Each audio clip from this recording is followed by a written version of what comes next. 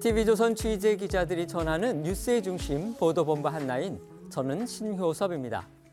민주당 이재명 대표가 방금 전 긴급 기자회견을 열어서 검찰에 다시 나가 조사를 받겠다고 발표했습니다. 이 대표는 참으로 옳지 않지만 대선 패배의 대가를 치르는 것이라 생각하겠다, 이렇게 말했습니다.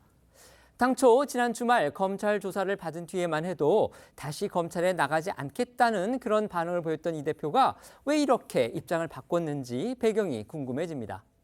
앞서 이 대표는 지난 토요일 1차 조사에선 사실상 묵비권을 행사하고 서면 진술서를 통해 유동규 씨에게 모든 책임을 돌리는 듯한 주장을 한 것으로 전해졌습니다. 유동규 씨는 얼마나 다급하면 저러나 싶다면서 이 대표를 비판하고 나섰습니다.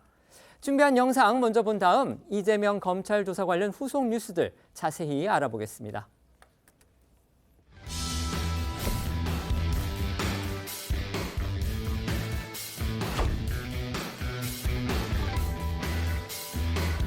최근의 난방비, 전기료 폭탄을 감안하면 많은 서민들은 입에 풀칠하기조차 버거운 상황입니다. 앞으로가 더 걱정입니다.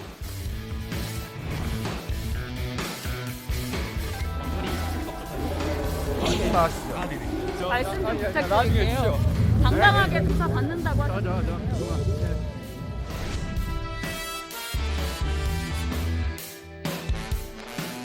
모욕적이고 부당하지만 패자로서 오라고 하니 또 가겠습니다.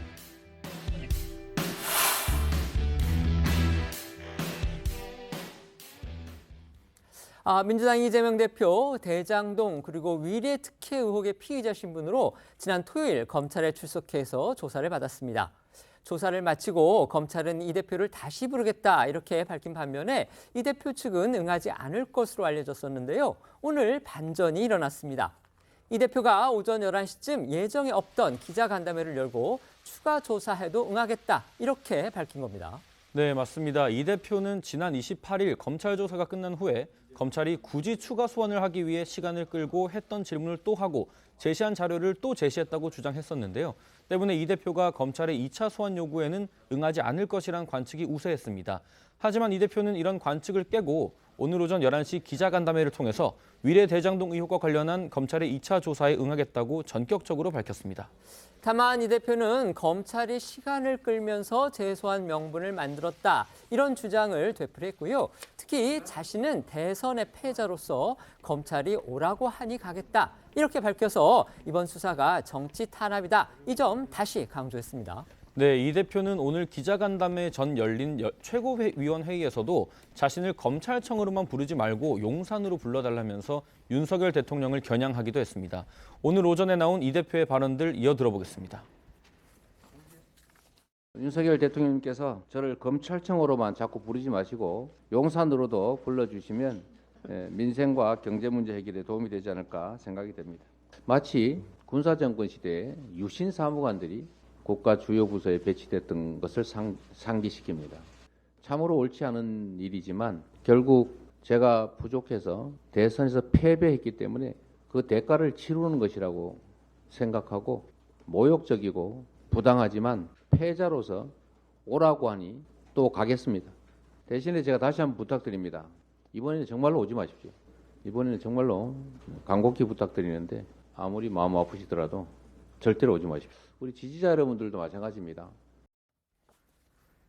이 대표가 2차 조사에 불응하면 이제 검찰의 다음 카드는 결국 구속영장 청구 그리고 체포동의안의 국회 제출일 것이다. 이런 전망이 나왔었죠. 하지만 이렇게 상황이 바뀌면서 검찰이 과연 어떤 수순을 밟을지 주목되는데요. 이 대표가 당 지도부 그리고 지지자들에게 다음 출두 때는 검찰청사에 나오지 말라 이렇게 또 당부한 것도 눈길을 끕니다. 하지만 지난 28일 소환 당시에는 이 대표의 만류도 듣지 않고서 당 지도부 그리고 지지자들이 아주 대거 모습을 보였습니다. 네, 맞습니다. 앞서 이 대표는 지난 토요일 검찰 출석에 혼자 가겠다며 소속 의원들에게 민생에 전념해달라고 했지만요. 결국 이 대표의 검찰 출석 현장에는 당 지도부 등이 대거 동행을 했습니다.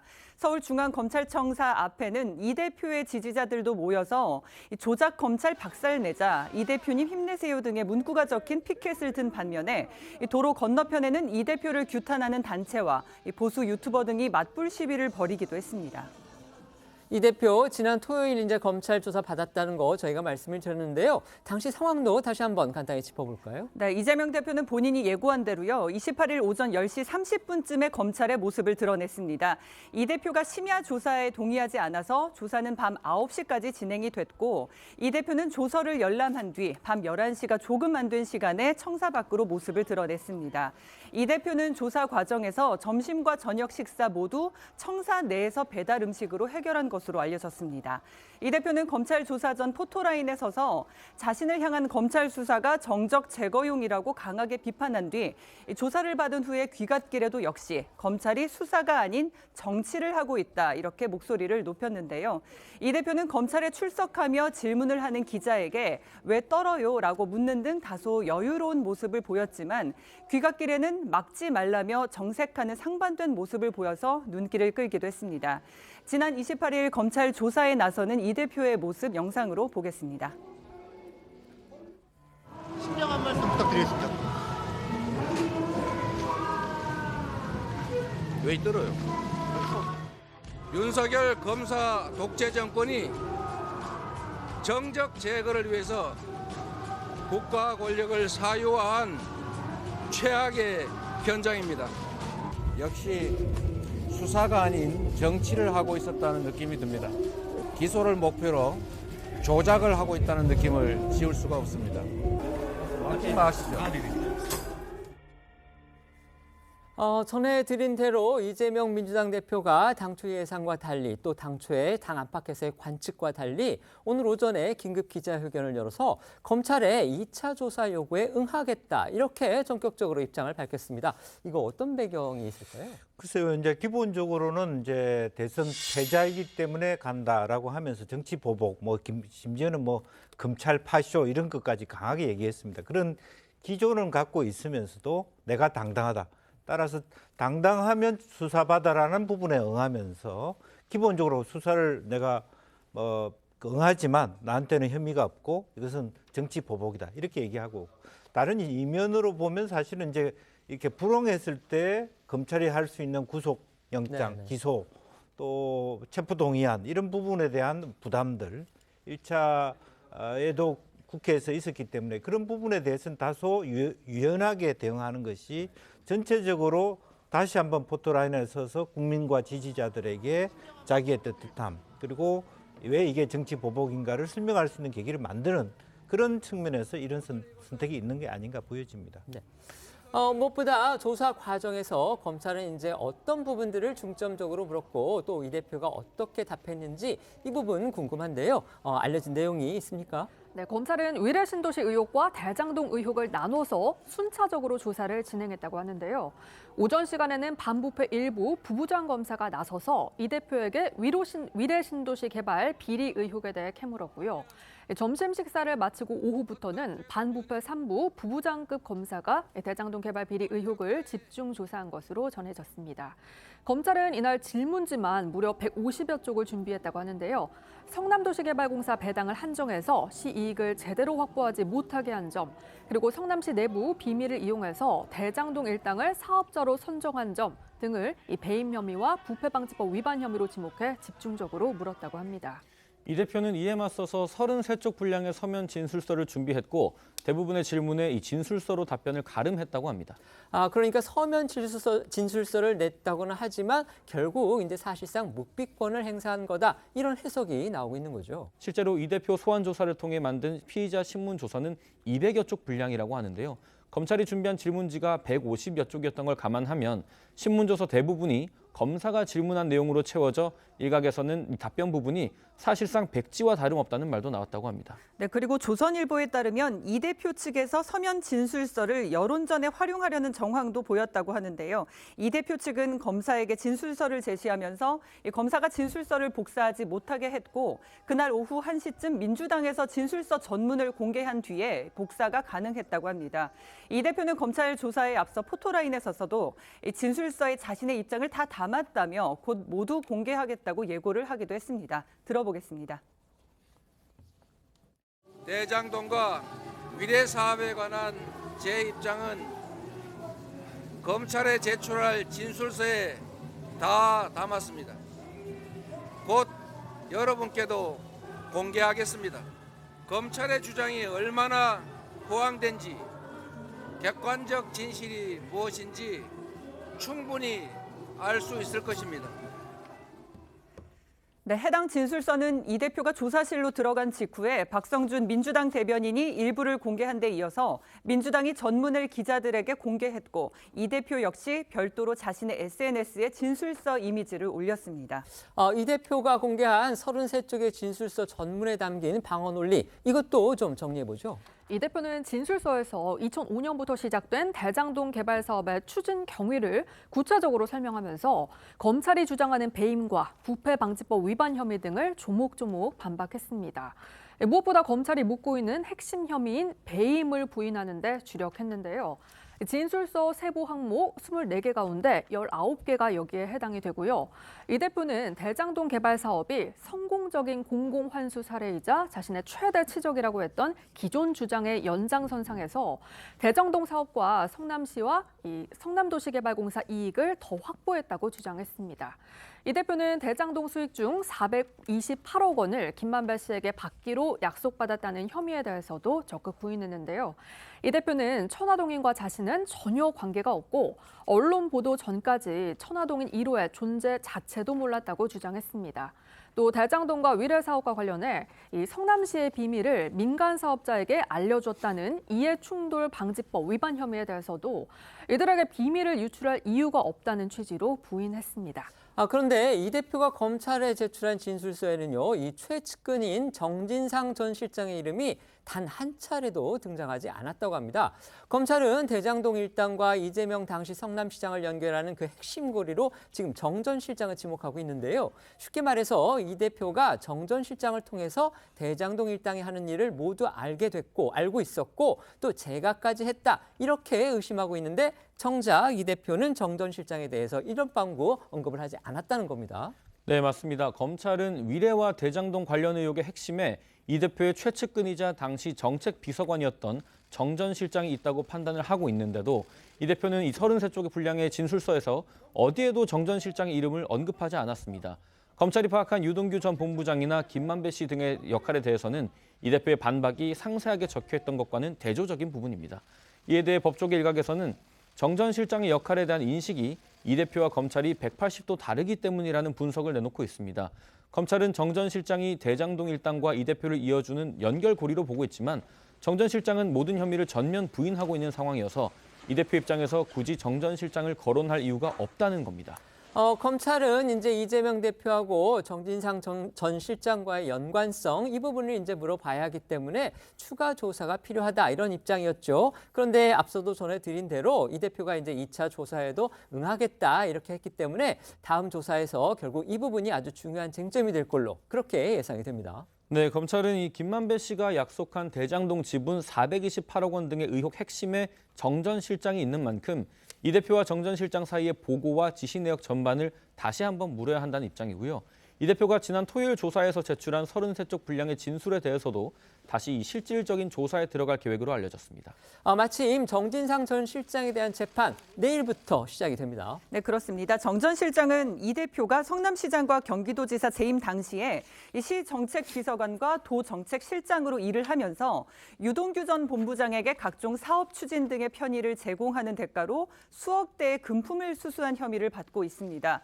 대장동 민간업자들에게 특혜를 제공하고 그 대가로 지분을 나눠받기로 약속한 혐의와 비공개 내부 자료를 민간업자들에게 유출한 혐의, 또 유 전 본부장에게 휴대전화를 창밖으로 던지라고 지시한 혐의 등을 받고 있습니다. 관련해서 유 전 본부장도 뇌물공여 등의 혐의로 불구속 기소돼 함께 재판을 받게 되는데요. 해당 재판은 이 대표의 추가 조사나 향후 있을 검찰의 기소 여부 결정 등과 함께 진행될 것으로 보여서 주요 변수로 떠오르고 있습니다. 이런 가운데 오늘은 유동규 전 본부장과 남욱 변호사, 김만배 씨가 출석한 대장동 재판이 열렸는데요. 이들은 이 대표의 검찰 소환 조사를 어떻게 받는지 묻는 기자들의 질문에 말을 아낀 채 법정으로 들어갔습니다. 유 전 본부장 오늘 재판에 출석하면서 이 대표의 검찰 소환에 대해 어제 다 말씀드렸다. 이렇게 짧게 답을 했다고 하는데요. 실제로 유 전 본부장 어제 한 언론과의 인터뷰에서 상당히 구체적으로 이 대표를 비판했습니다. 이재명 대표가 검찰에 제출한 서면 진술서에서 사실상 이제 대장동 비리의 책임자로 자신을 지목했기 때문에 이렇게 적극 반박한 걸로 보입니다. 네, 이재명 대표는 검찰에 제출한 33쪽 서면 진술서에서 유 전 본부장이 저지른 민관 유착 범죄를 몰랐다면서 사실상 유 전 본부장을 범죄 상한선으로 지목을 했고요. 이런 범죄 사실을 시장인 자신에게 알릴 이유도 없고 알릴 필요도 없었을 거라고 주장했습니다. 하지만 검찰은 앞서 유 전 본부장의 공소장에 이 대표와 유 전 본부장의 15년에 걸친 오랜 인연을 상세히 적시한 것으로 알려졌고요. 유 전 본부장 역시 어제 연합뉴스와 인터뷰에서 이 대표가 얼마나 다급했으면 자신을 위례 대장동 비리의 책임자로 지목했겠냐 이렇게 꼬집었습니다. 그러면서 유 전 본부장은 이 대표의 주장대로라면 이 대표가 자신의 바지 시장이었다는 거냐면서 정말 그렇다면 차라리 인정을 해라. 그러면 내가 다 뒤집어 씌워주겠다. 이렇게 말하기도 했다고 합니다. 과거에도 이 대표는 유 전 본부장의 범죄 혐의에 대해 배신감을 느낀다면서 자신이 직원 관리를 못한 점에서 인사권자로서 책임을 느낀다. 이렇게 선을 그은 바 있고요.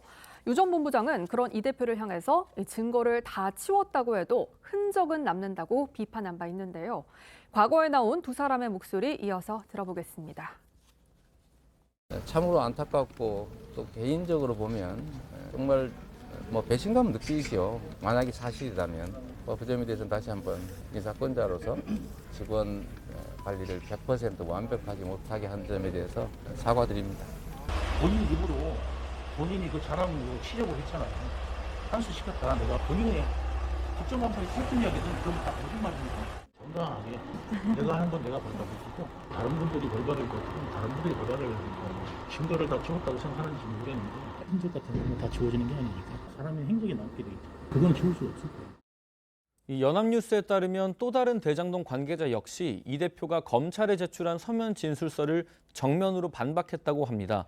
이 관계자는 김만배 씨가 천화동인 1호에서 돈을 빌려갈 때 정진상 전 실장 등의 동의를 받았다고 주장했습니다.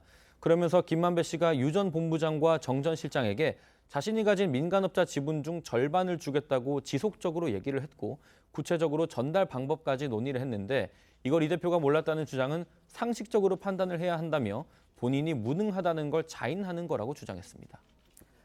이재명 대표가 검찰 조사에서 서면 진술서를 통해서 유동규 씨를 그 의혹의 핵심으로 지목한 것으로 알려지니까 유동규 씨가 차라리 내 바지 시장이었다고 하면 내가 다 뒤집어 쓰겠다 이렇게 맞받았고요. 그다음에 방금 전 들어온 속보인데요. 유 전 본부장의 변호인이 오늘 오전 재판을 마치고 난 다음에 기자들하고 만나서 대장동 같은 어마어마한 사업에 도움을 주고 유 전 본부장 개인이 지분을 갖기로 했다면 약정서를 작성하는 듯 지분에 대한 최소한의 안전장치를 해줬을 텐데 여기엔 어떠한 것도 없다. 이는 그 지분이 이재명을 것이라 누구로 건드리지 못할 것으로 생각했기 때문이다.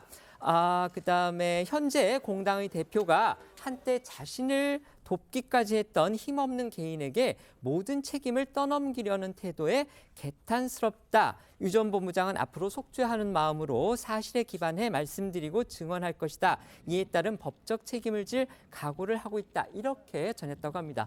이 논란, 그다음에 두 사람의 대립 어떻게 보십니까? 이재명 대표가 유동규 전 본부장이 이른바 이제 범죄의 상한선이다. 결국 이제 범죄의 몸통이 유 전 본부장이다. 이렇게 이제 표현하는 것이나 마찬가지인데 사실 일반적으로 이제 상식적으로 봤을 때 이러한 의사결정 구조에서 유 전 본부장의 위치라는 것이 중간에 있었기 때문에 그 중간에 있던 위치에서 범죄의 상한선이라는 표현이 얼마나 설득력이 있을 것인가에 좀 의문이 있는 거죠. 결국 이번 사안과 관련해서는 최종 의사결정권자가 이재명 대표 당시 시장이었기 때문에 본인도 뭐 그렇게 얘기를 했지 않습니까? 그런 상황에서 유 전 본부장에게 최종 책임이 있다라는 부분이 설득력을 갖기는 좀 쉽지 않아 보인다라고 좀 생각이 들고 그동안에 유 전 본부장이 계속해서 얘기했던 것은 정진상 실장과 계속 많은 부분을 얘기를 해왔다. 그리고 정진상 실장이 이재명 대표의 최측근이기 때문에 당연히 이재명 대표에게도 그런 부분들이 보고가 되고 공유가 됐을 것이다. 이런 얘기를 이제 많이 해왔습니다. 그래서 이제 유 전 본부장과 정 실장 사이에서의 부분은 이미 많이 나와 있는데 문제는 정 전 실장과 이재명 대표 간의 유 전 본부장의 주장대로 실제로 두 사람의 구체적 이런 것을 논의를 했는지 그와 관련된 어떤 근거가 남아 있는지 그리고 유 전 본부장이 주장하는 자신의 이재명 대표 관련서를 뒷받침할 어떤 근거를 검찰에 제시를 했거나 했는지 이 부분은 아직도 안 알려져 있단 말입니다. 그것이 이제 검찰에서 이재명 대표를 조사하는 과정에서 얼마나 그런 근거를 들이밀고 뭐 유 전 본부장이나 정 전 실장의 진술 이런데 이에 대해서 당신의 입장은 뭐냐 이렇게 물은 건지 이런 부분도 지금 안 알려져 있어요. 그런 상황이기 때문에 그 부분이 여전히 공백으로 있지만 그럼에도 최종 책임 범죄 상한선이 유 전 본부장에 있다라는 이재명 대표의 이런 주장이 설득력을 갖기는 좀 어렵다 뭐 이렇게 봅니다. 이재명 대표는 그런데 왜 그렇게 주장을 했을까요? 결과적으로는 증거 아닙니까? 지난번에 말씀한 대로 그렇다면 유동규 본부장이 직접 보고한 적도 있다. 김만배 정진상과 20몇 번 통화를 했다. 이 내용들이 통화 내용, 구체적인 증거들이 정확하게 확보해야 되고 또 하나는 이제 재판부가 과연 유동규라고 하는 어떤 사람들, 남욱이라는 사람들의 발언이 왜 뒤집어졌는지 그런 것들을 어떤 입장에서 볼 것이냐. 실제적으로 보면 일관성이 없다라는 부분, 또 일관성이 없는 부분에 대해서 정합성을 가질 수 있는 그런 증거들을 얼마나 내느냐가 검찰에게도 관건이 돼 있고 유동규 앞날에도 관건이 돼 있다 보여집니다. 네, 이재명 대표의 지난주 검찰 출석 이후 여야는 첨예한 공방을 이어가고 있습니다. 국민의힘은 이 대표가 조사받으면서 한 거라고는 미리 준비한 진술서를 내민 것밖에 없고 줄곧 정치쇼로 일관했다고 비판한 반면 민주당은 검찰이 처음부터 편파 수사, 망신 주기 수사를 했다면서 없는 죄를 만들면 그건 깡패인가 검사인가 이렇게 반문하기도 했는데요. 먼저 지난 주말 여야 대변인들의 목소리부터 듣고 오겠습니다. 범죄에 연루된 이가 검찰에 출석하는데 그 모양새가 매우 소란스럽습니다. 도대체 언제까지 이 기괴하고 짜증나는 광경을 지켜봐야 하는지 답답합니다. 이런 뻔뻔한 정치인, 이런 당당한 범죄 혐의자 일찍이 본 적 없습니다. 민주화 이후에 이렇게 뻔뻔한 여당도 없었습니다.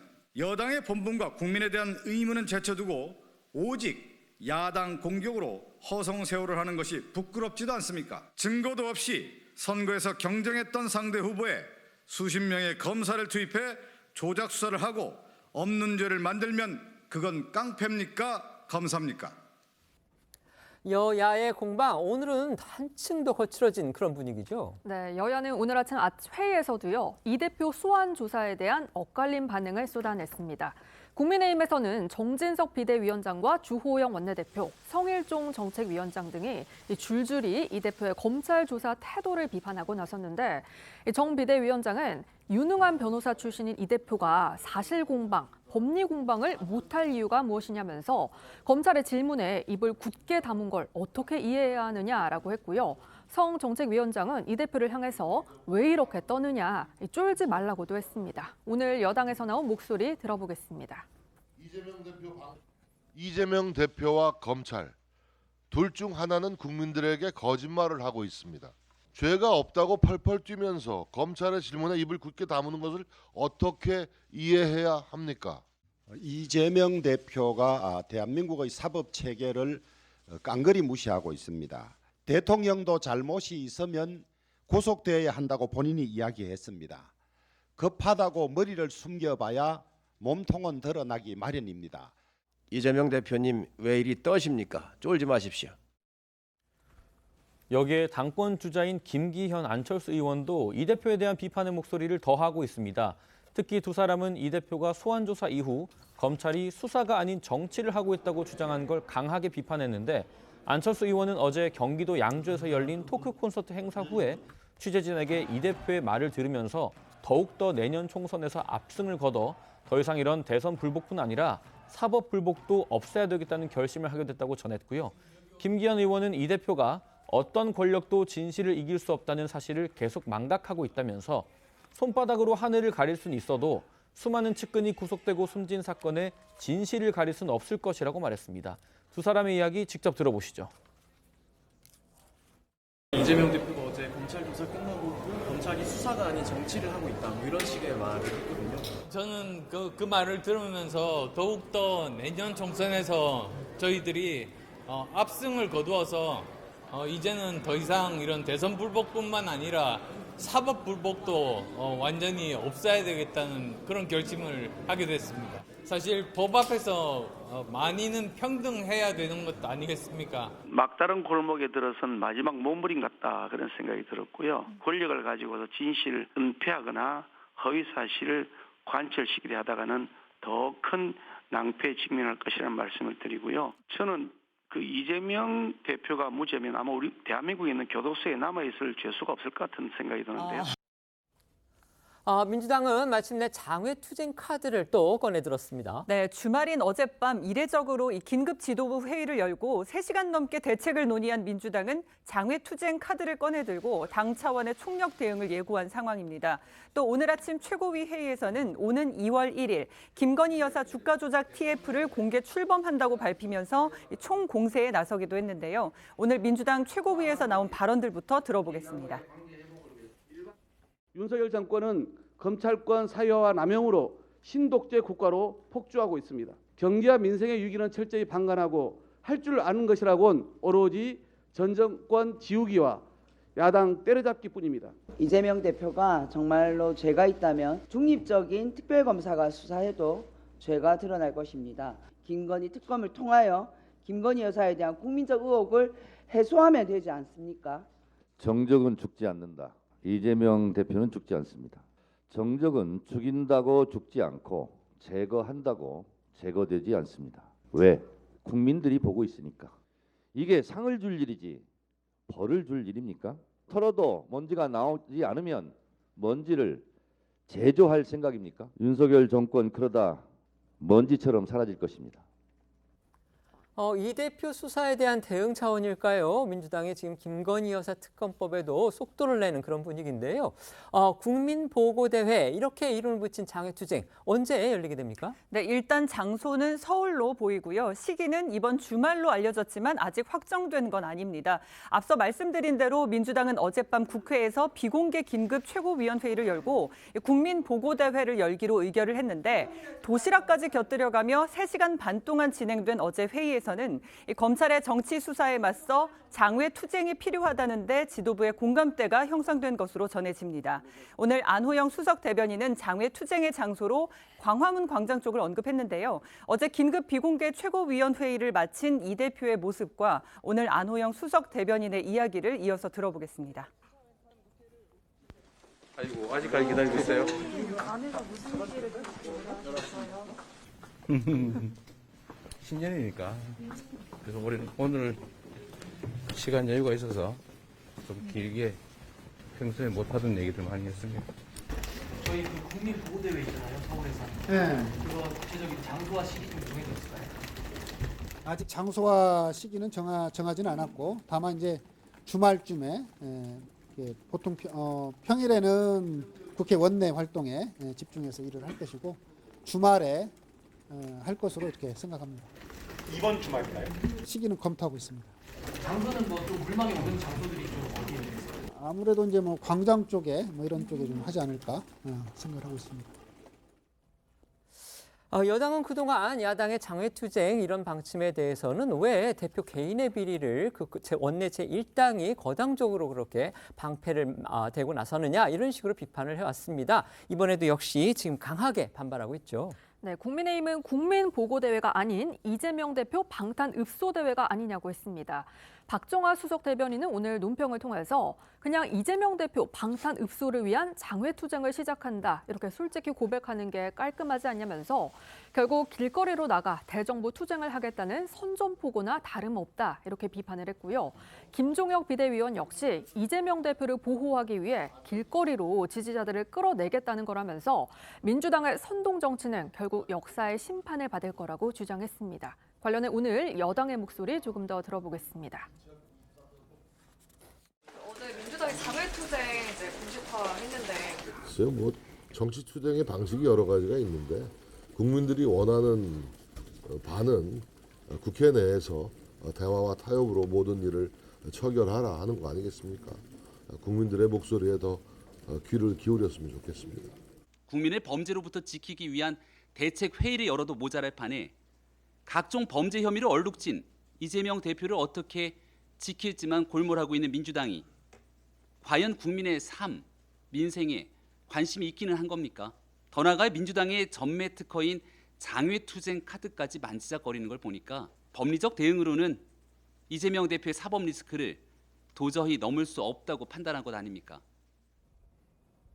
또 국민의힘은요, 오늘 오전 이 대표가 예정이 없던 기자회견을 열고 다시 검찰에 출석하겠다라고 밝힌 건 역시 수사 협조가 아니라 본격적으로 정치 투쟁을 하겠다는 걸로 읽힌다, 이렇게 비판했는데요. 이어 박정하 수석 대변인은 이 대표 혐의는 정치 영역이 아니라 사법 영역이라고 강조했습니다.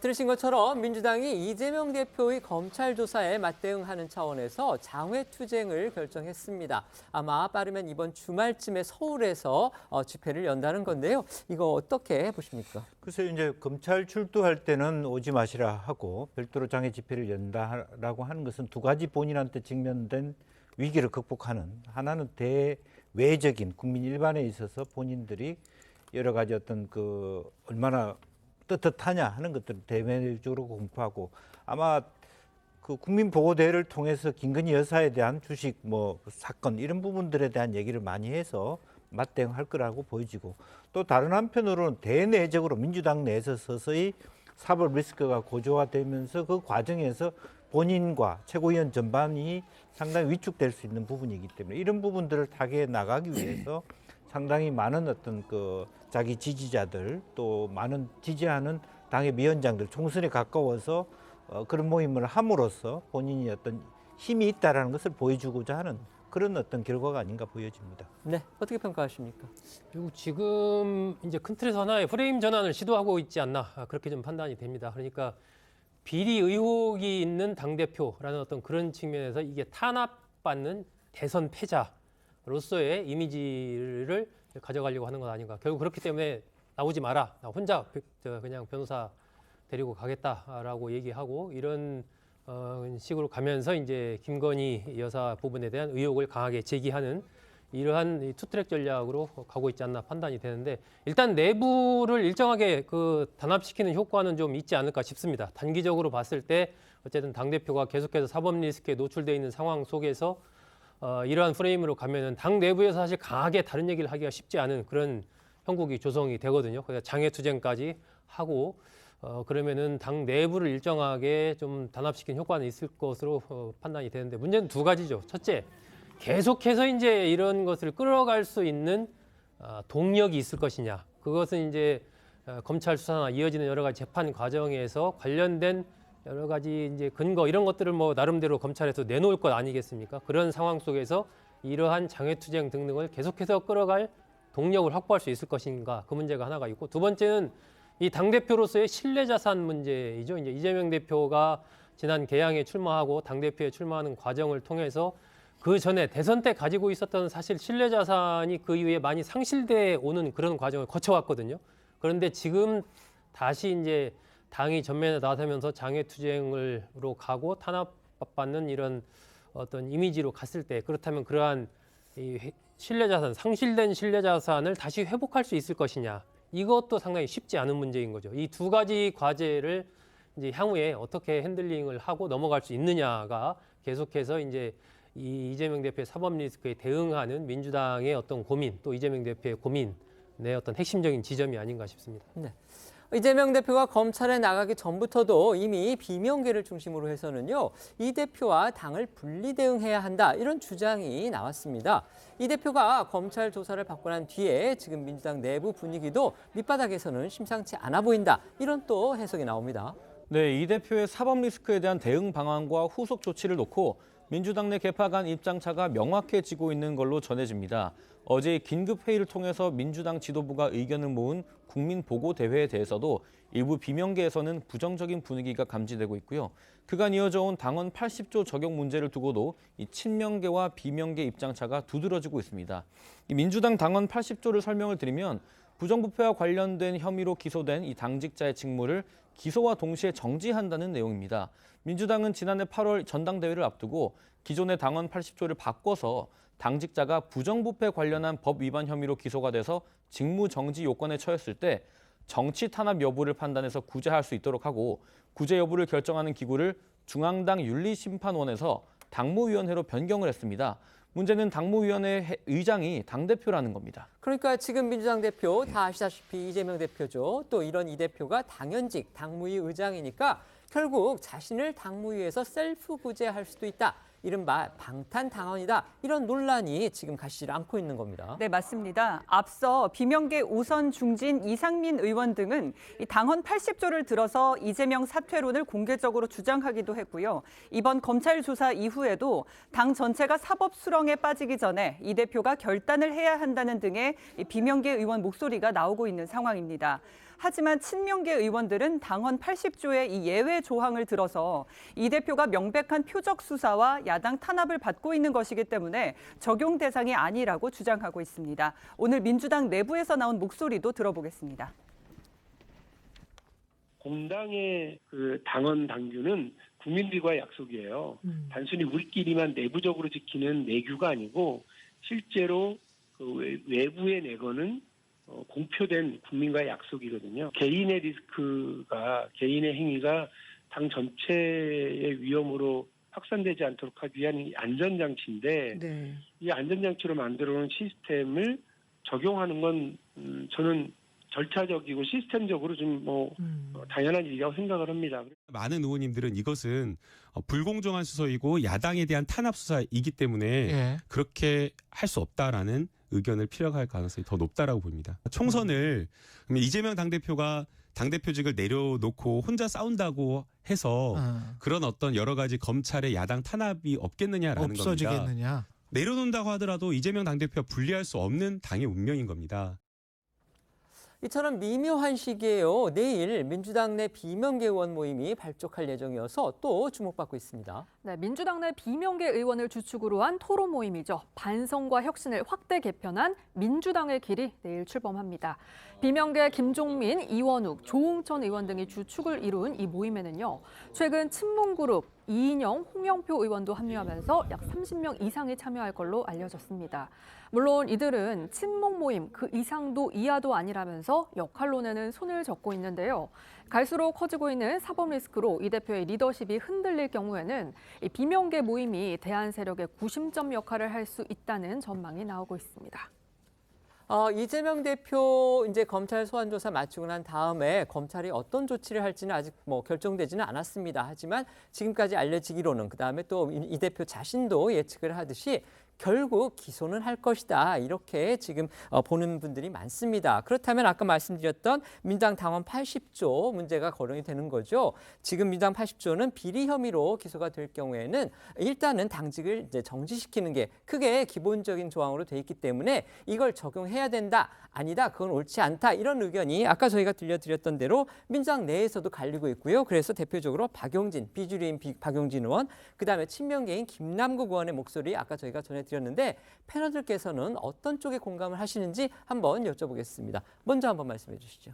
저는 어쨌든 이것은 박용진 의원의 주장대로 이게 당 내부의 우리들만을 위한 것이 아니고 국민들에 대한 약속이고 하기 때문에 박 의원의 주장에 공감하는 그런 상황인데 문제는 이제 현실적으로 이게 이미 그 당무위원회 결정하는 걸로 이미 고쳐졌습니다. 그런 상황이기 때문에 현실적인 부분은 비명계에서 이런 주장을 하더라도 현실적인 힘을 갖기는 좀 쉽지 않다라고 좀 판단이 돼요. 하지만 이것이 계속해서 또 이재명 대표나 민주당의 부담으로 작용할 수 있는 것이 여러 가지 장애투쟁을 하고 등등등 하지만 이게 현재 여러 가지 민생고도 커지고 있는 상황이고 부담도 동시에 또 내부를 결속하는 듯 하지만 그만큼 부담도 더 커집니다. 그래서 표면적으로 봤을 때는 내부 단합에 도움이 되는 것 같지만 어떻게 보면 내부적으로 멍이 더 들고 있는 것이거든요. 이런 문제이기 때문에 궁극적으로 향후에 이 사법 리스크의 전개 흐름 속에서 이재명 대표로서는 점점 이제 시간이 갈수록 본인의 거취 문제와 관련된 이 민주당 내의 어떤 논쟁의 그 수위는 점점 더 높아질 것으로 그렇게 예상이 됩니다. 네, 말씀해 주시죠. 네, 아무래도 이제 당원 80표가 있다 하더라도 제 사망에 결과적으로 정치 보복으로 인한 어떤 피소의 경우에는 예외 조항이 있고 또 그나마도 사무총장이 좌지우지하고 사무총장은 당대표가 뽑는 그런 구조에서는 현실적으로 보면 어떤 이재명 대표가 물러날 생각이 없다. 오히려 그런 것의 정당성을 확보하기 위해서 장외 투쟁까지 하고 있는 거 아닌가 이제 그런 생각이 들고 다만 지금 새롭게 민주당의 길, 새로운 비명 모임이 만들어지는 것은 현실적으로 이재명 대표가 물러서지 않은 가운데 계속적으로 사법 리스크가 올라갔을 때 당의 지지율이 계속 떨어졌을 때 내년 총선을 이런 식으로 치를 수 있겠느냐 이런 어떤 근본적인 문제의식에 있어서 아마 올해 4월 또 보궐선거 이후에는 아마 그와 같은 이재명 대표를 물러설 수 없다 하더라도 퇴진의 길로 갈 수 있는 다른 대안이 필요하다. 그런 것이 이 지금 현재 민주당 내에 드러나고 있는, 교착되고 있는 분위기 아닌가 그렇게 보여집니다. 네. 이제 여권 소식으로 넘어가 보겠습니다. 최근 윤석열 대통령이 이명박 전 대통령하고 통화를 한 사실이 전해졌습니다. 이른바 제2의 중동 특수와 관련해서 중동 국가들의 네트워크를 가진 것으로 알려진 이명박 전 대통령의 역할론이 지금 부상하고 있는 건데요. 두 사람 통화에서 과연 어떤 내용이 오고 갔을지 또 궁금합니다. 네, 말씀하신 대로 윤 대통령이 최근 이명박 전 대통령과 통화를 해서 UAE 순방 성과를 공유한 걸로 알려졌습니다. 대통령실 관계자에 따르면 윤 대통령은 300억 달러 투자 약속을 이끌어낸 성과를 이어가겠다고 강조하면서 UAE 측과 친분이 두터운 이 전 대통령의 지속적인 관심과 역할을 당부한 걸로 전해졌습니다. 이명박 전 대통령 다 아시다시피 이제 재임 중이던 2009년이었죠. 중동 최초의 원전인 바라카 원전을 UAE로 수출해서 양국 신뢰의 기틀을 마련했다. 이런 정치적 평가를 받고 있습니다. 네, 때문에 여권 일각에선 이 전 대통령을 중동 특사로 임명하는 방안까지 거론되고 있습니다. 현대건설 사장으로 일할 때부터 대중동 비즈니스 경험이 있는 이 전 대통령이 특사로 나서게 된다면 수출 외교에 도움이 되지 않겠냐는 의견이 여권 인사들 사이에서 나오고 있는 겁니다. 실제로 지난해 12월 김대기 대통령실 비서실장은 대통령 특사로 UAE를 방문했을 때 윤 대통령뿐 아니라 이 전 대통령의 친서도 전달한 걸로 알려졌고요. 무함마드 UAE 대통령은 이번에 윤 대통령을 만나서 이 전 대통령이 건강하냐고 물으며 안부를 전해달라고 부탁했다고도 전해졌습니다. 관련해 지난 16일 UAE 순방에서 윤 대통령 목소리 잠시 듣고 오겠습니다. UAE의 투자와 한국의 첨단 산업 역량이 시너지를 이루어서 세계 시장에서 많은 성과가 창출되기를 기대합니다. 그리고 해내야 합니다. 이 자리에서 이루어지는 양국 간 계약과 양해 각서들은 양국의 우정을 다지고 우리가 함께 더 큰 미래로 도약하는 디딤돌이 될 것입니다. 이 대통령실 주변에서는 전화 통화에 이어서 윤 대통령이 이 전 대통령 부부를 관저로 초청해 제2중동붐에 관한 의견을 나눌 수도 있다는 전망도 나오고 있습니다. 다만 대통령실 측은 이 전 대통령의 건강 회복이 우선이라는 입장인데요. 대통령실 관계자는 이 전 대통령이 아직 건강이 좋지 않아서 직접 역할을 하기는 어렵지 않겠느냐고 말을 했습니다. 이번 윤 대통령의 전화 통화는 UAE 측과의 신뢰 토대로 만든 이 전 대통령을 예우하는 차원이라고 설명을 했습니다. 이 전 대통령 측은 언론과의 통화에서 UAE 측과 소통하는 창구가 계속 열려 있다면서도 아직 자유롭게 외출할 수 있을 정도로 건강이 회복되지는 않았다고 말했습니다. 지난 주말 사이 대통령실에서 이제 눈에 띄는 인사 조치가 있었는데요. 그동안 김의겸 민주당 대변인 문제를 비롯해서 대야 공격에 전면에 나섰던 이재명 부대변인이 자진 사퇴했다는 소식입니다.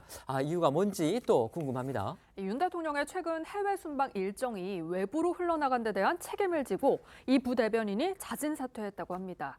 윤 대통령은 지난 14일부터 21일 UAE와 스위스 순방에 나섰었죠. 이에 앞서 대통령실은 외부 비공개를 조건으로 취재진에게 현지 일정을 알려줬는데 해당 일정이 유출됐고 이에 양국 정상의 동선이 공개됐습니다. 이에 따라 출입기자단과 관련 소통을 담당했던 이재명 부대변인이 책임을 지고 물러난 건데요. 관련해 대통령실 고위 관계자는 기자단에게 제공했던 순방 일정이 외부로 유출돼서 안보상 위협과 또 외교상 결례가 발생한 걸 유감스럽게 생각한다면서 이 부대변인은 이에 대한 도의적 책임을 지고 사의를 표명했다고 밝혔습니다. 지금 대통령 취임한 지 아직 1년도 안 됐습니다. 언론하고 가장 직접적으로 그 상대하는 사람 대통령실에서 바로 대변인하고 이제 부대변인이라고 볼 수가 있는데 지금 대변인은 아예 공석이고 부대변인도 지금 1년도 안 돼서 다시 물러나게 된 겁니다.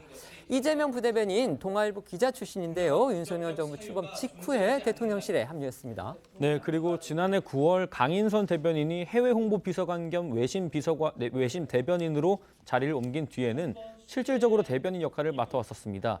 특히 이 부대변인은 지난해 MBC 기자 대통령 전용기 탑승 불허를 놓고 논란이 빚어졌을 때 서면 브리핑을 통해서 MBC가 악의적인 10가지 이유를 열거하기도 해서 주목을 받기도 했습니다. 그러나 이 부대변인이 사퇴하면서 대통령실 대변인과 부대변인은 사실상 공석이 되는 초유의 상황이 벌어졌습니다. 천효정 부대변인이 남아있지만 뉴미디어 비서관 직무 대리를 겸직하고 있어서 가짜뉴스 대응과 매체 홍보에 주력하는 실정입니다. 이 대통령의 입 역할은 김은혜 홍보수석이 당분간 전담할 것으로 보이는 가운데 대통령실 고위 관계자는 신임 대변인 인선에 대해서 대통령실 대변인과 관련해서는 아직 말씀드릴 만한 사안이 없다고 말했습니다. 윤 대통령과 김건희 여사가 국민의힘 일부 의원과 연달아 오찬과 만찬을 하면서 식사 정치를 재개했다는 소식도 여전히 시선을 모으고 있습니다. 윤 대통령의 경우에는요, 지난 26일에 이어서 27일에도 국민의힘 초재선 의원들과 소규모로 또 만찬 회동을 가졌다고 합니다. 네, 지도부와의 오찬 그리고 일부 초선 의원들과의 만찬에 이어서 이틀째 식사 정치를 이어간 건데요. 이날 3시간가량 진행된 만찬에는 재선인 류성걸 의원을 비롯해서 초선 김영식, 배현진, 윤창현 의원 등 6명이 참석한 것으로 알려졌습니다. 이 자리에서 윤 대통령은 지난 UAE 스위스 순방 성과를 공유한 뒤에 향후 국회 입법 과정에서 후속 성과 창출에 적극 협조해 줄 것을 당부했다고 전해지고요. 대통령실 관계자는 언론과의 통화에서 그간 윤 대통령이 식사를 자주 하지 못했던 의원들과도 소통을 하면서 당이 원팀이 되고자 하는 취지라고 설명을 했습니다. 대통령뿐 아니라요, 부인 김건희 여사도 국민의힘 소속의 여성 의원들을 초청해서 점심 식사를 함께한 그런 사실이 또 알려졌습니다. 네, 정치권에 따르면 김건희 여사는 지난 27일 관저의 국민의힘 소속 여성 의원 21명 가운데 지역구 의원 9명 전원과 비례대표 조수진 의원을 초청해 오찬을 가졌다고 전해졌는데요. 김 여사가 정치권 인사들과 단독으로 정식 만남을 가진 건 이번이 처음이라서 관심이 쏠렸습니다. 2시간가량 진행된 오찬에서는요, 지난주 UAE 스위스 순방 성과를 비롯해서 사회봉사, 예술활동 경험, 여성 사회활동 등의 이야기가 오갔다고 하고요. 김 여사는 사람의 얘기를 듣는 걸 좋아한다면서 각자 편안하게 얘기해 주시면 그 이야기를 잘 듣겠다 이렇게 말했다고 참석자들이 전했습니다. 김건희 여사 이날 또 이제 윤 대통령하고의 이제 연애담을 털어놓는 등 상당히 허심탄회한 대화를 나눴다 이런 사실도 또 전해졌죠. 이 오찬 자리에서 김 여사는요, 한 의원으로부터 윤 대통령의 어떤 점이 마음에 들었냐 이런 질문을 받았는데요. 이에 윤 대통령이 솔직하고 정이 많다면서 윤 대통령이 추운 날 얇고 다 해진 잠바를 입은 걸 보고 아련한 마음이 들었다고 말했다고 합니다. 그러면서 윤 대통령을 만나고 시간이 흐르면서 진정한 사랑을 느꼈다고 말했고요. 또 제가 아니면 남편을 구제해줄 사람이 없었지 않겠냐 이렇게 말해서 좌중에 웃음이 터지기도 했다고 합니다. 이렇게 화기애애한 분위기 속에서 진행된 오찬에서 참석자들이 이런 자리를 자주 만들어달라 이렇게 얘기를 하니까 김 여사는 그렇게 하겠다 이렇게 답했다고 하고요. 김 여사는 조만간 비례대표 여성 의원과도 만날 것으로 보입니다. 윤 대통령 부부가 이렇게 직접 나서서 여당과의 이제 원팀 다지기 그런 행보를 계속하고 있는데 반면에 지금 야당과는요 또 하나의 전선이 형성이 됐습니다. 대통령실이 민주당 김의겸 대변인을 오늘 오후에 형사 고발할 방침이다 이런 소식이 또 전해진 겁니다. 네, 대통령실이 오늘 오후 김건희 여사가 우리기술 주가 조작에 관련했다는 의혹을 추가로 제기한 김 대변인을 명예훼손 혐의로 고발한다고 밝혔습니다. 대통령실은 고발 이유에 대해서 김 대변인이 주장한 우리기술 종목이 작전주라는 근거가 전혀 없다며 금융감독원에서 고발되거나 수사된 적이 없고 재판 중이지도 않다면서 누가 언제 어떤 수법으로 주가 조작을 했고 어떻게 관여됐는지에 대한 최소한의 사실관계도 없는 상태에서 대통령 배우자가 주가 조작 혐의에 연루됐다는 단정적인 가짜뉴스를 반복 공표한 건 악의적이라고 설명했습니다.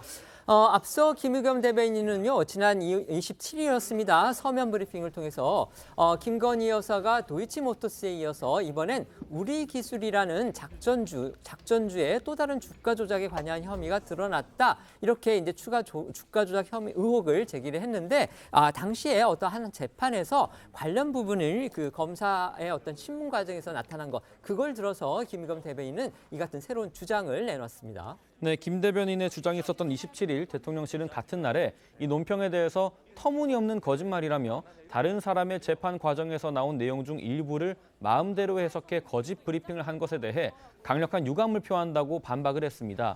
그러나 김 대변인은 그러자 다시 한번 추가 논평을 내서 여사님 구하기에 나선 대통령실의 노력이 가상하지만 사실관계는 수사와 재판으로 판단할 문제라고 반격에 나섰습니다. 네, 이렇게 대통령실이 유감을 표했음에도 김 대변인이 재차 반격에 나서자 대통령실은 어제 말도 안 되는 의혹을 제기하고 확산시킨 명백한 범죄라며 고발할 입장을 보였고요. 결국 앞서 설명했듯이 김 대변인을 명예훼손 혐의로 고발하기로 결정한 겁니다. 하지만 김 대변인은 대통령실이 고발할 입장을 보이자 오히려 두 손 들어 환영한다며 윤 대통령 부부가 진짜 억울하다면 김건희 특검을 받으라고 말을 했는데요. 김 대변인의 목소리를 들어보겠습니다. 저는 도이치모터스에 이어 또 다른 작전주 우리기술까지도 김건희 여사가 손을 댔을 가능성을 추가로 제시했습니다. 윤석열 대통령 부부가 진짜 억울하다면 김건희 특검을 받으십시오. 야당 탄압이라고 저는 생각하지 않습니다. 오히려 저는 잘 됐다, 좋은 기회다. 저는 오히려 용산에서 저를 고발해서 이 문제가 수사와 재판을 통해서 명료하게 진실에 부합되게 밝혀지기를 원합니다. 그래서 이번 고발 두 손 들어 환영하는 바입니다. 국민의힘도 대통령실 못지않게 지금 김의겸 대변인에 대해서 아주 강한 공격에 또 나섰습니다. 네, 국민의힘은 오늘 김 대변인이 김건희 여사의 주가 조작 관여 의혹을 제기하면서 억울하면 특검을 받으라고 주장한 데 대해서요. 흑석동에서 부동산 컨설팅을 하면 딱 어울릴 뿐이다 이렇게 비꼬면서 민주당이 제1야당의 대변인으로 김의겸의 입을 활용하는 저희를 모르겠다고 강하게 지적을 했습니다. 정진석 비대위원장의 목소리 들어보겠습니다. 공인으로서 사인으로서 결함투성이인 김의겸 의원이 제1야당 대변인으로 계속 입을 열고 있는 것, 한국 정치의 불가사의입니다. 대통령과 대통령 부인을 겨냥해서 인격살인적인 거짓 폭로를 계속하면서 억울하면 특검 받아라. 이게 도대체 어디에서 배운 행패입니까?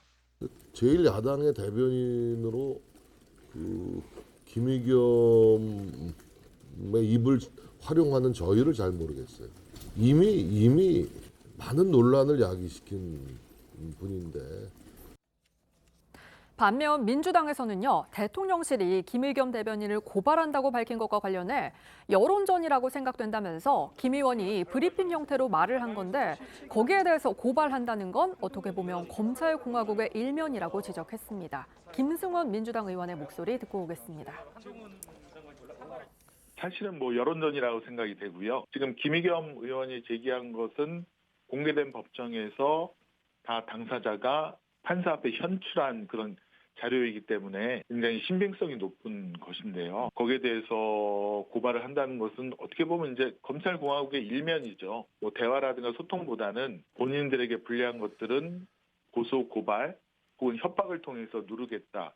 라고 하는 검찰공화국의 단면을 아주 여실히 보여주고 있다 이렇게 생각이 됩니다. 알겠습니다. 민주당 김의겸 대변인이 이제 김건희 여사의 주가 조작 의혹을 이제 추가로 제기를 한 건데요. 그 내용 아까 이제 제가 잠깐 말씀드렸지만 좀 더 말씀을 드리면 관련 어떤 재판에서 김건희 여사하고 그다음에 모친인 최은순 씨가 그 도이치모터스 주가 조작에 관여한 작전 세력이 이제 주가를 관리하던 다른 주식이 있었는데 그게 바로 이제 우리기술이라는 그 주식인가 봅니다. 근데 그것에 지금 김 여사하고 최은순 씨도 투자를 했다. 있습니다. 이 부분이 관련 재판 과정에서 검사의 신문 과정을 통해서 드러났고 이런 부분을 이제 뉴스타파라는 인터넷 매체가 또 보도를 한 거, 그 부분을 또 김의겸 의원이 받아서 이렇게 서면 브리핑을 통해서 의혹 제기를 했던 겁니다. 이것에 대해서 지금 대통령실은 당사자의 주장도 제대로 없고 아무것도 지금 확인된 게 없는데 공당의 대변인이 결국 근거 없는 의혹을 제기를 해서 김건희 여사의 명예를 훼손했다. 이런 지금 명분으로 형사 고발을 한 겁니다.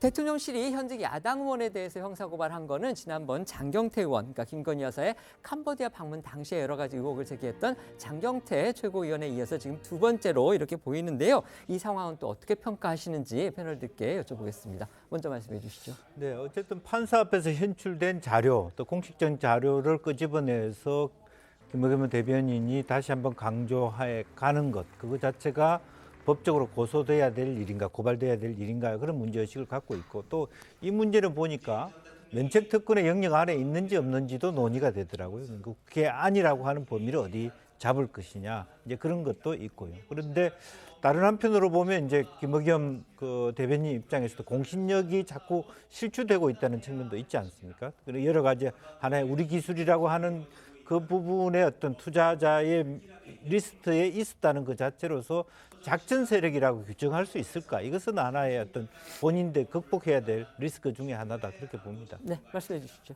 기본적으로 저는 정치 영역에서 고소고발은 적을수록 좋다, 이렇게 생각합니다. 이게 뭐 정치 이 영역 속의 대화 타협을 통해서 해결이 돼야지 걸핏하면 고소고발하고 이건 바람직하지 않다라고 생각을 하는데, 이 김의겸 의원의 경우에는 지금 민주당의 대변인 아닙니까?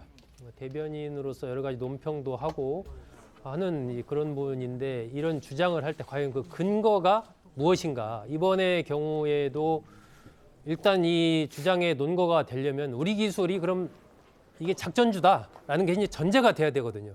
근데 그 전제 자체가 약간 좀 지금 현재 상황으로서는 불확실한 것 아닌가. 그것이 전제가 됐을 때 그 이후에 투자한 부분들이 작전에 같이 올라탔다 뭐 이런 것들이 연결이 되는데, 그러니까 이런 주장을 할 때는 어떤 보도가 나왔다고 해도 공당의 대변인이 특히나 얘기를 하게 된다면 좀 더 구체적인 그와 관련된 근거를 가지고 얘기를 해야 그것이 더 힘을 갖고 신뢰성을 갖고 가는 것 아닌가. 그게 아니라면 이게 이제 공당의 어떤 신뢰 문제와도 또 연결될 수가 있기 때문에 김의겸 의원과 관련해서 뭐 여러 차례 어쨌든 이 자리에서 저도 말씀드렸지만 그냥 한 의원이 아니라 민주당의 대변인이라는 그것이 갖고 있는 또 다른 신뢰의 무게, 이런 것들을 좀 생각할 필요가 있어 보입니다. 네. 다음으로 국민의힘 전당대회 소식 짚어보겠습니다. 나경원 전 의원 불출마한 뒤로 지금 김기현, 안철수 두 의원의 지금 뭐 양강 싸움이라고 그럴까요? 예상이 되는 가운데 두 당권 주자 아주 날카롭게 지금 대립하고 있는데, 이런 와중에서요, 그 김기현 의원이 자신과 사진을 찍은 배구 선수, 정말 월드스타죠, 김연경 선수한테 미안한 마음이 들었다, 이렇게 심경을 또 밝히고 있습니다. 대체 이유가 뭔지 궁금합니다. 네, 배구 선수 김연경이 최근 김기현 의원과 사진을 찍었다가 일부 네티즌들의 악성 댓글을 받았기 때문인데요. 지난 27일이었습니다. 김기현 의원은 김연경 선수, 가수 남진과 함께 찍은 사진을 공개했는데, 이 공개 이후 일부 네티즌들은 김연경 선수가 정치 성향을 드러냈다면서 악플을 쏟아냈다고 합니다. 여기에 김기현 의원은 오늘 라디오에 나와서 원래 아는 사이는 아니었다면서 김연경 선수 입장에서는 사실 좀 억울할 것이라고 말했고요. 그러면서 기사를 보고 마음이 미안했다고 심경을 밝혔습니다. 내용 듣고 오겠습니다. 김연경 선수 향해서 악성 댓글이 쏟아지고 있다, 이런 뉴스 보셨을 거예요. 괜히 조금 마음이 안 좋으셨을 것 같은데. 그렇지 않아도 저도 그 기사를 보고서 마음이 조금 미안했었는데, 본인 입장에서는 조금 사실 좀 억울하겠죠. 아니 정치인도 아니고 그냥 누구든지 국민은 아무나 자신의 그 정치적 의사를 표현할 수 있는데, 네, 마치 정치인인 것처럼 돼서 상대 진영으로부터 공격을 받게 되니까 그건 영전 바람직하지 않은 문화라는 생각이 들고요. 네, 이런 상황에서 또 다른 당권 주자인 안철수 의원의 해진 양말이 주목을 받고 있습니다. 안 의원은 어제 경기 양주시의 경기 섬유종합지원센터에서 개최한 토크 콘서트에서 청년 당원으로부터 양말 선물을 받은 뒤에 자신이 신고 있던 달코 다른 양말을 공개했습니다. 안 의원은 물건과 음식을 정말 아낀다며 새로 양말을 선물 받았으니 제대로 잘 신겠다 이렇게 말을 했고요. 이어서 없이 지내는 사람들도 있는데 물건을 아껴야 한다며 모으고 모아서 1,500억 원을 기부했다. 기부 소식까지 전했습니다. 그 모습 함께 보시죠. 안철수 의원님이 사진을 봤는데 구멍난 양말. 제가 양말 검은색과 하얀색 두 가지를 준비를 했어요. 제가 보통 그래서 모으고 모아서 1,500억 기부했습니다.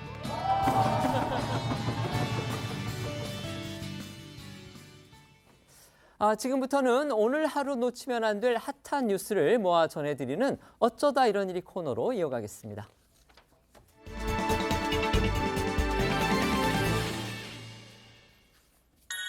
첫 번째 키워드는요, 쓸까 벗을까? 오늘부터 드디어 실내 마스크 착용 의무가 지금 대부분 해제가 됐습니다. 그렇습니다. 코로나19 사태로 27개월간 유지되어 온 실내 마스크 착용 의무가 부분 해제되면서 오늘부터 대부분의 시설에서 권고로 바뀌었습니다.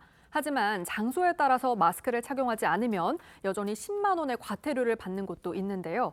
먼저 버스, 지하철, 택시, 항공기 등 대중교통 안에서는 여전히 실내 마스크 착용 의무가 적용이 되고요.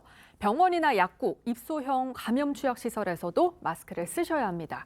다만 대중교통에 탑승하기 전에 지하철역 승강장이나 공항에서는 마스크를 벗어도 되는데요. 반면에 마스크를 벗어도 되는 헬스장과 수영장이라고 해도 의료기관이나 감염 취약시설 안에 있다면 마스크 착용 의무가 적용이 됩니다. 오늘 이제 겨울방학을 마치고 개학한 학교들도 많은데요. 오랜만에 마스크 벗고 아이들이 이제 마스크를 벗고서 또 친구들과 만나서 오랜만에 얼굴을 전부 다 볼 수 있는 그런 기회가 됐겠습니다. 네, 맞습니다. 오늘부터 학교에서의 이 마스크 착용 의무도 해제가 된 상태인데요. 다만 이 통학 차량의 경우에는 대중교통으로 분류가 되기 때문에 마스크 착용 의무가 유지됩니다. 그래서 학생들이 당분간 마스크에서 완전히 해방되기는 어려울 것 같습니다.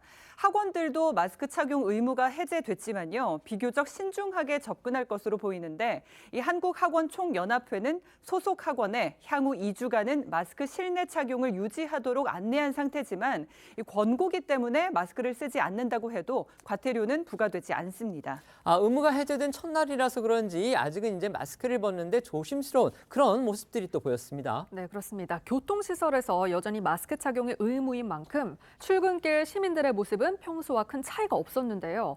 기업들의 경우에도 사내 공지를 통해서 마스크를 권고사항으로 변경을 했지만 회의실 등 밀집도가 높은 곳에서는 아직 마스크 착용을 자체적으로 의무화한 곳이 적지 않았습니다. 시민들은 실내 마스크 의무 부분 해제를 환영하면서도 당장 벗는 데는 신중한 모습이었는데요. 시민들의 목소리 들어보겠습니다. 아무래도 추운 데 있다가 실내에 들어가게 되면 안경에 김도 많이 서리고 엄청 불편한 점이 많았었는데 그런 김서림이나 이런 불편함들도 없어질 것 같고 아직 감염자가 나오기 때문에 완전히 벗기는 좀 위험한 것 같고 당분간 착용을 하는 게 낫지 않을까.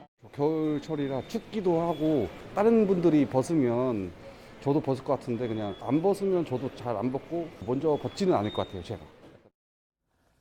마스크를 벗으면 확진자가 더 늘어나지 않을까 이런 우려 당연히 나올 수밖에 없습니다. 하지만 이제 다행스러운 게요. 신규 확진자 발생 수가 감소세를 전환했다. 이런 또 소식이 들렸습니다. 네, 그렇습니다. 오늘 발표된 신규 확진자 수는 7,416명으로 이 7개월 만에 가장 낮은 수치였습니다.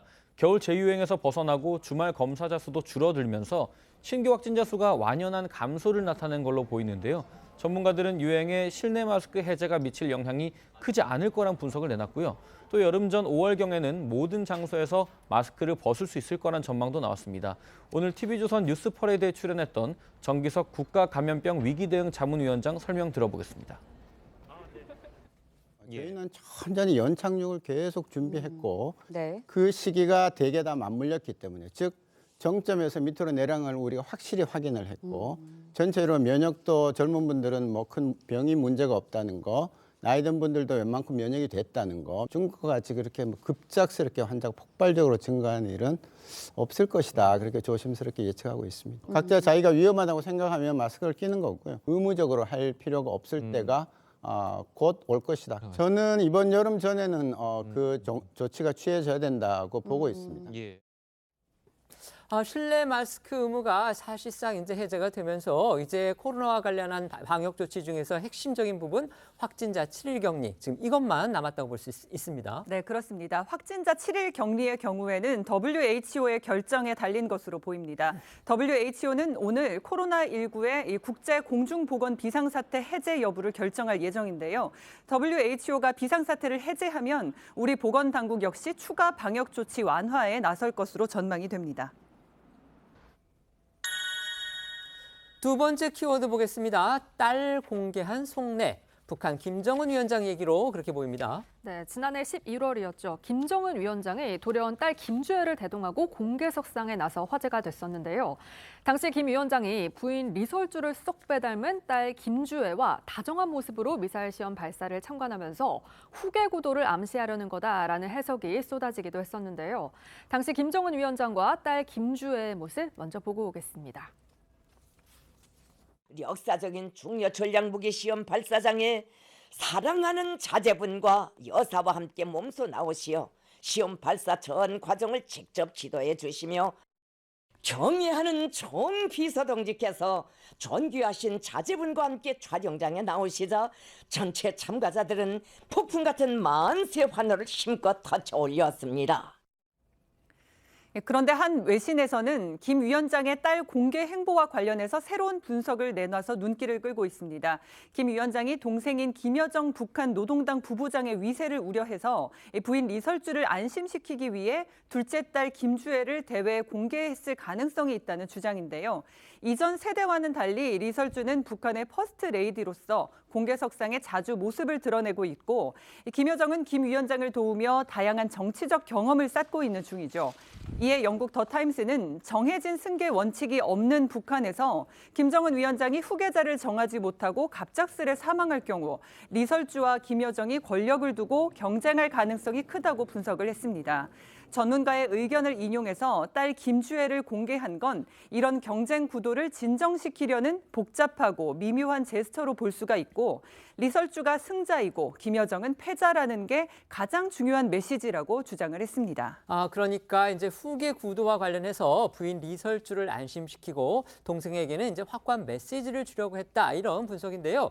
근데 지금 김정은한테는 아들도 있는 것으로 그렇게 알려졌죠. 그렇다면 이제 이 아들로 알려진 첫째를 공개하는 쪽이 더 확실하지 않을까? 또 이런 또 추측도 가능합니다. 네, 조금 전 언급했던 영국 더 타임스가 추가로 전문가 의견을 인용해서 아들을 데리고 나왔다면 후계자라는 사실이 지나치게 명백하게 드러나기 때문에 김여정으로서는 고통스러웠을 것이라고 주장을 했습니다. 그러니까 김여정을 배려해서 김정은, 김여정 남매 간에 이 김주애를 공개하는 것으로 조율됐을 가능성도 있음을 시사를 했습니다. 그러니까 리설주, 그다음에 김여정의 파워게임에 초점을 맞춘 그런 관측까지 나오면서 북한 후계 구도와 관련한 이슈들이 정말 세계적으로 재부상하는 그런 모양새인데요. 이런 와중에 북한에서 김정일, 그러니까 사망한 김정일 국방위원장이 국제사회에서 받은 선물을 이제 소개한 그 화보가 또 공개됐습니다. 그렇습니다. 북한 외국문 출판사가 운영하는 조선의 출판물 홈페이지에 지난해 12월 발간된 화첩 사진이 게시가 됐는데요. 210여 쪽 분량의 화보에는 김정일 위원장이 2000년 5월 중국의 장쩌민 전 중국 국가주석으로부터 수혜 작품 보춘도를 선물 받는 모습이 실렸습니다. 특히 눈길을 끄는 건요. 중국이나 러시아처럼 우방국이 아닌 이른바 적국인 미국에서 받은 선물도 과시한 점인데요. 바로 2000년 10월 미 장관급 인사로는 처음으로 평양을 방문했던 매들린 올브라이트 전 미 국무장관의 선물입니다. 당시 올브라이트 전 장관은요. 농구광으로 유명한 김 위원장을 위해서 미국 프로농구의 슈퍼스타 마이클 조던의 사인이 적힌 농구공을 선물해 화제가 됐었는데요. 그 농구공 사진이 공개가 된 겁니다. 김정일 위원장한테는 김대중, 노무현 전 대통령도 정상회담을 통해서 선물을 전달했던 또 그런 적이 있었죠. 네, 하지만 북한은 남측에서 받은 선물에 대해서는 일절 언급하지 않아서 이 배경을 두고 관심이 쏠립니다. 2000년 김정일 위원장과 김대중 전 대통령의 남북 정상회담 당시에 청와대에서 준비한 진돗개 2마리와 60인치 컬러 TV 1대가 전달된 바가 있고요. 2007년 김정일 위원장과 노무현 전 대통령 정상회담 때는 경남 통영의 나전 7기로 만든 12장 생도 8폭 병풍을 비롯해서 닭이와 명품차, DVD 세트 등이 선물된 바가 있습니다. 세 번째 키워드입니다. 버스 기사님 출동. 이거 어떤 내용입니까? 네, 화재 현장에서 소방차 10대가 할 일을 혼자 해낸 이 용감한 버스 기사가 있어서 화제입니다. 사건은 지난 20일 오후 1시쯤 경주시 한 교차로 인근에서 발생을 했는데요. 당시 상황이 담긴 영상을 보면 이 도로 옆 상가 건물 주변에서 연기와 함께 불길이 치솟고 있고요. 이를 발견한 버스 기사가 즉시 버스를 세운 뒤 분말 소화기를 들고 망설임 없이 화재 발생 지점으로 달려가는 모습이 그대로 담겨 있습니다. 화재 현장에 이미 희뿌연 연기가 가득했지만 버스 기사는 소화기를 사용해 진화를 시도했고 점차 불길이 사그라드는 모습이 보입니다.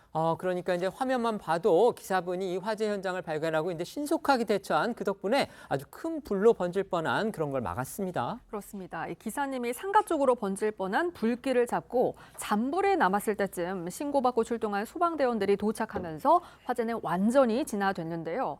자칫 인명사고로 이어질 뻔한 사고였지만 기사님의 신속한 초기 대응으로 참사를 막은 겁니다. 119 관계자는 기사님이 화재 초기에 소화기로 불을 끈 게 소방차 10대 이상 역할을 한 거나 다름없다라고 설명을 했는데요. 당시 버스에 타고 있던 승객이 불이 난 줄도 몰랐는데 갑자기 버스 운전기사님께서 소화기를 들고 급히 내리시더니 불을 껐다면서 감사의 인사를 전하니까 기사님은 할 일을 했을 뿐이다. 이렇게 겸손한 모습을 보였습니다. 영상을 보면 기사분이 소화기 다루는 모습 상당히 능숙해 보입니다. 네, 기사님이 그동안 매달 한 차례씩 회사에서 안전교육을 받았기 때문이라고 합니다. 이 때문에 이번 화재를 진압하는 과정에서도 안전교육이 도움이 된 것 같다고 전했는데요. 과거에도 해당 버스 회사에 소속된 기사님들이 심폐소생술로 응급처치를 해서 승객분들을 구하거나 다른 차량에서 발생한 화재를 진압한 훈훈한 일들도 있었다고 합니다. 평소에 진행해온 안전교육이 위기 상황에 얼마나 큰 역할을 하는지 확인할 수 있는 사례였습니다. 저희는 1분 뒤에 다시 돌아오겠습니다. 오늘 준비한 소식은 여기까지입니다. 저희는 내일 오후 1시에 더 핫한 소식으로 찾아뵙겠습니다. 시청해 주셔서 고맙습니다.